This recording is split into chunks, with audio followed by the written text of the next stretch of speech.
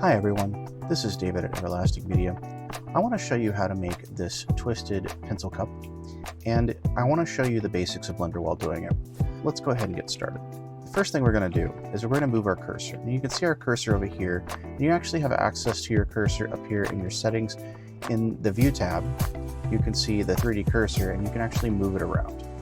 But if you notice, we're actually at a scale of millimeters. So let's get started by setting the scene units. Over here on the right, we have our scene tab, and in the scene tab, you can see we have our units panel. It may be collapsed. Go ahead and set this to millimeters. That way, whenever we're setting our scale for different objects, we're not setting something that is massively huge. Although the slicer, depending on which slicer you have, should actually ask you to rescale your object so it fits on the bed. It may even do it for you automatically, and then you can scale it again from there. Currently, our object is 2400 millimeters big, which is way too big. We need to scale that down by a factor of, oh gosh, at least 10. So let's go ahead and say S.1, and that brings it down to 243 millimeters.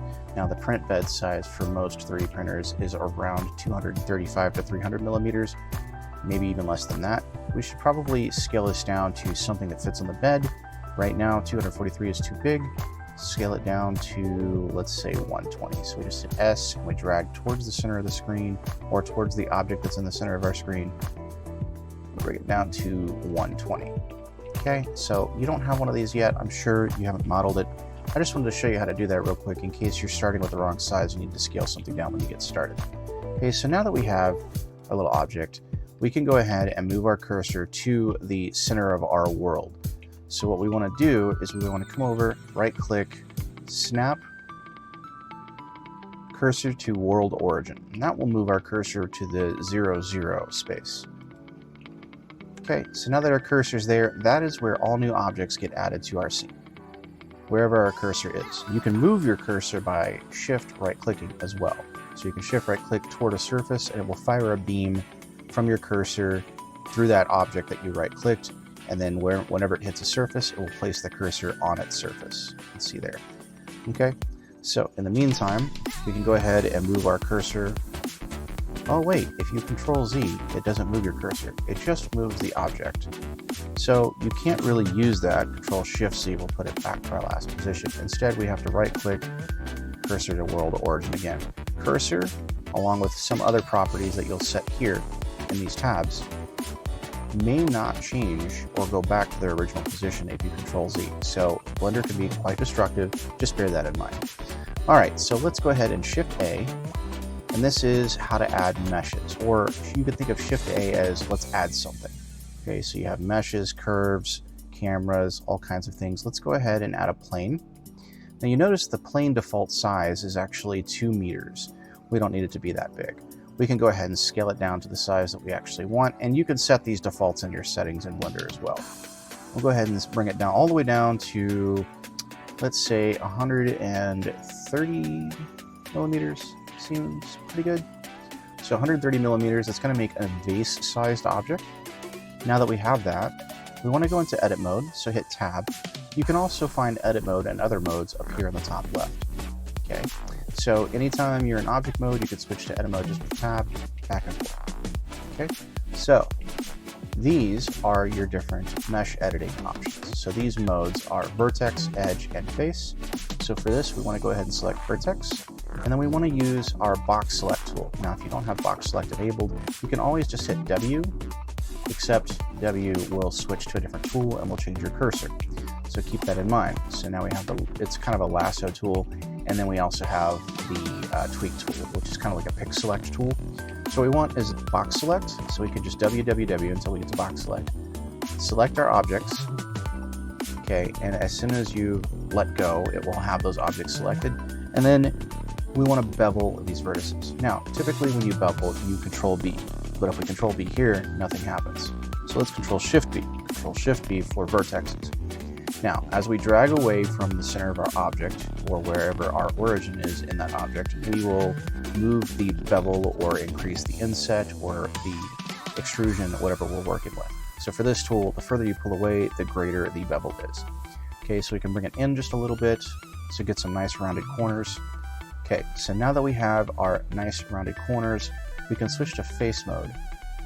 We can click the center of our face, extrude upward, get a nice tall object. This one was a little shorter. It's actually wider because of the twist. It's actually wider than it is tall. We're going to go ahead and create one that's a little taller here. We can go a little bit taller than that, actually. Okay, so now we have our general shape. And if you right click, you can slide up here to auto smooth, and it will give you nice rounded corners but sharp edges elsewhere.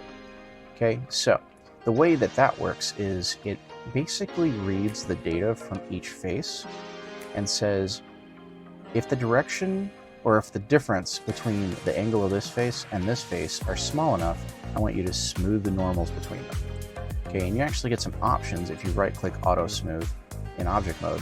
You can see you actually get some options, and if you scroll this down, you can change how great an edge can be before it gets smooth.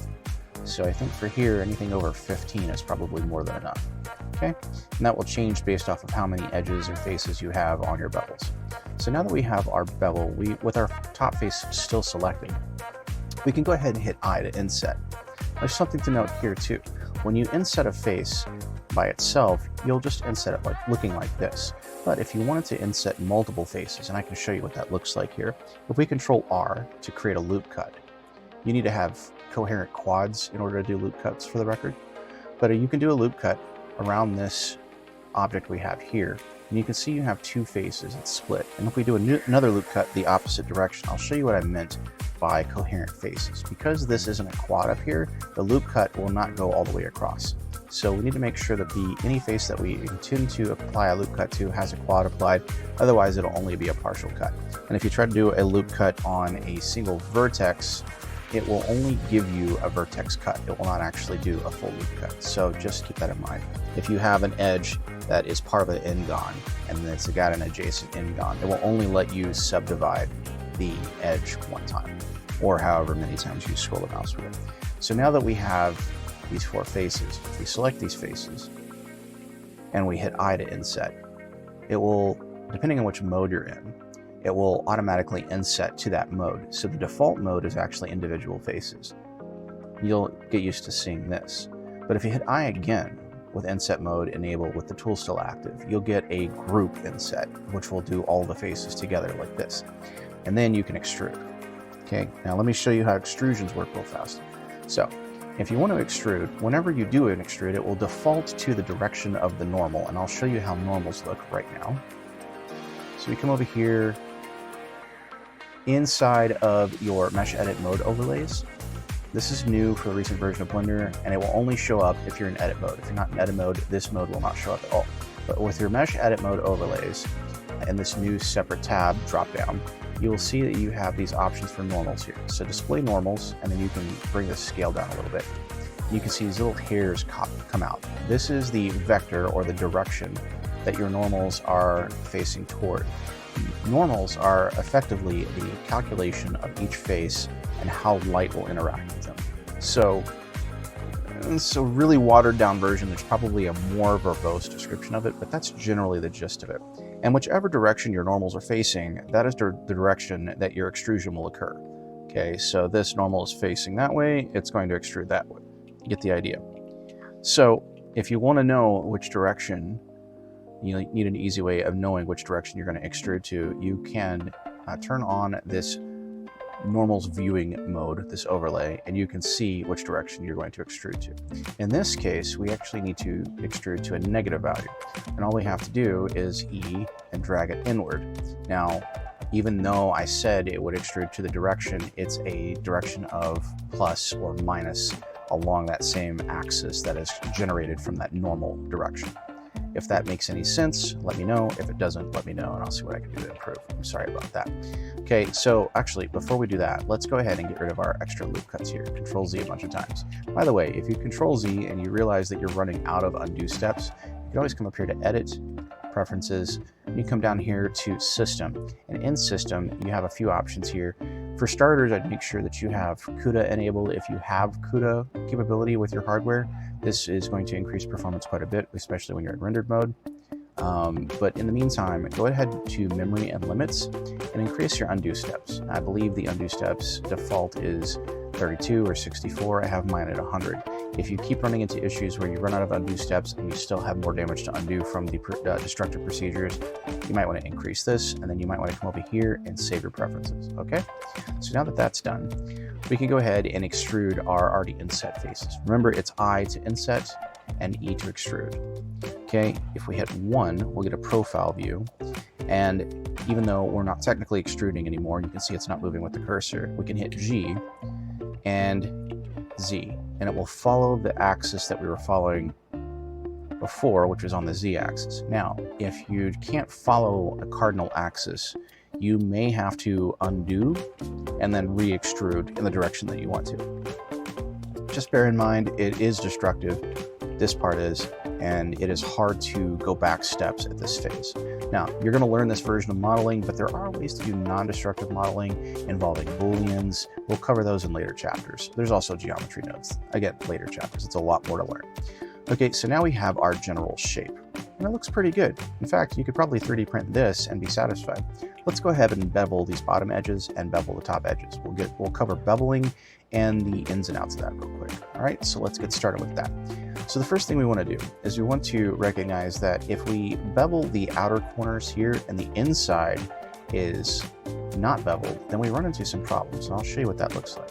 So if we hold Alt, we can click on an edge and it will try to follow the edge loop. Okay, and then if we Control B to bevel, you can bevel quite a ways. Clamp overlap is not enabled by default. We'll go ahead and start that over. Control B, bevel quite a ways, and it will overlap itself, and it will also overlap the internal geometry of the inside of our container. We don't want that. Now, you can turn on clamp overlap, but the neat little trick that you can follow if you want to bevel more than the inside will allow is if you bevel the inside as well. Control B, bevel, and you can bevel quite a bit more. You can see I don't have any overlap, but it's very close, and if I turn on clamp overlap, it's going to restrict my bevel quite a bit. It's going to restrict it based off of the inside bevel that's occurring here. So you may want to come back and bevel things separately when you learn how to get more control. Okay, so now that we have the inside bevel, we get a nice rounded bottom, we can go ahead and bevel the top as well. Now, there's something to note about beveling faces versus beveling the edge loops. So here's your edge loop selected. Control B, bevel that. Looks fine, right? Pay attention to how much geometry is created though. Okay, it only creates edges and faces where it needs to. If we bevel the faces instead of beveling just the edges we need, it includes these edges inside between each face. So you create all this extra geometry. Something I ran into early on when using Blender is that it's actually really hard to overcome all of these extra faces, and you end up having to combine quite a few. When you're trying to do edits later on and add details, add geometry, this just gets in the way, and it becomes excruciating whenever you try to do UV unwrapping, you try to get it to follow the rules, and you want your meshes in your UV mapping to actually behave. It becomes it's a cantankerous ordeal. I love to use that word, cantankerous. All right, so let's go ahead and grab our edge mode, Alt, Shift, select multiple edge loops, and then we can Control B, bevel them together, and you get a nice clean bevel. Now, that is pretty much it. Now, if you want to get a twist done, we can go ahead and do that next, but we've pretty much shown you how to do basic geometry, okay? So we taught you how to bevel corners, how to extrude, how to inset groups and individual faces, and then how to bevel edges and faces accordingly for the best geometry possible for such a simple object. Now we're going to cover how to twist our base, which is not as hard as it seems. The first thing we're going to do is we're going to make sure that we have geometry that is going to give us a nice smooth surface. So out of practice, it's a good idea to add a few edge loops before doing an operation like this. Typically, whenever you have a very simple geometry, whenever you start trying to twist or turn, you'll notice this more when you start doing character rigging and animation. But for our purposes, a few edge loops will usually do the trick, and then we can go ahead and apply a simple deform modifier. So with Blender 4.0.2, the modifier stack looks a little different. When you click on it, it gives you kind of a fuzzy finder along with some basic organization. And I think they basically migrated the same kind of principle from the shader nodes and the geometry nodes editors. In this case, we need a deform and we need simple deform. Now, it's going to start off by default giving a little twist, and this looks like an interesting shape. Maybe we'll be able to use it for something else, but for our purposes, we need to go ahead and use the Z-axis instead. Now, it already looks pretty good. We could probably roll with this. You might even be able to 3D print this and call it a day.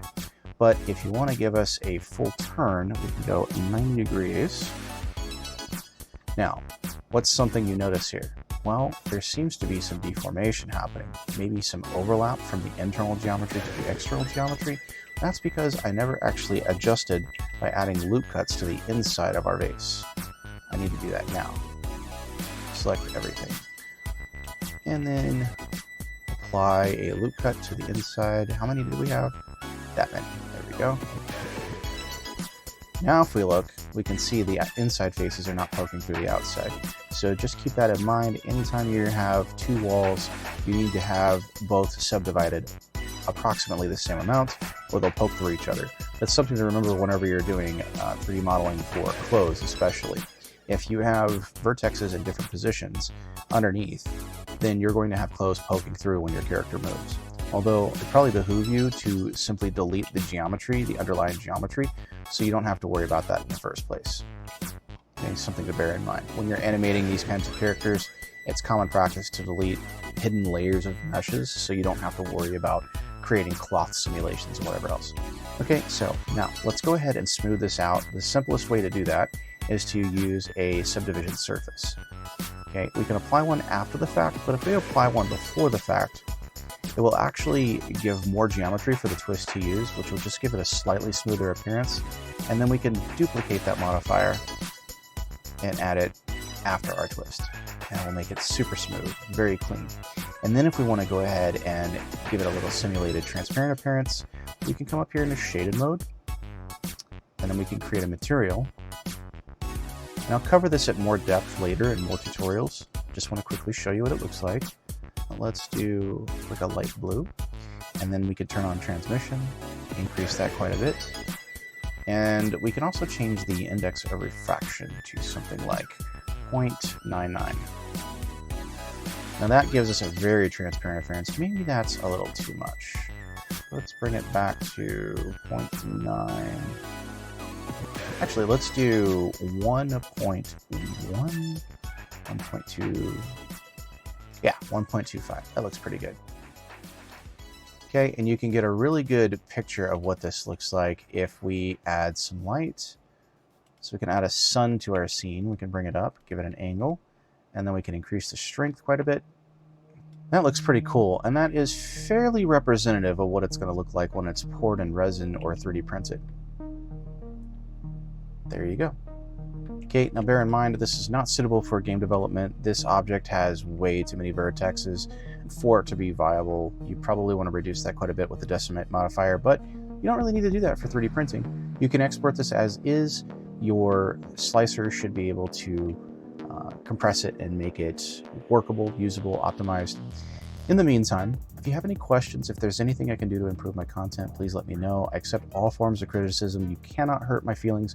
You can only hurt my time. Again, this has been David at Everlasting Media, and I hope you have a wonderful evening and a happy new year.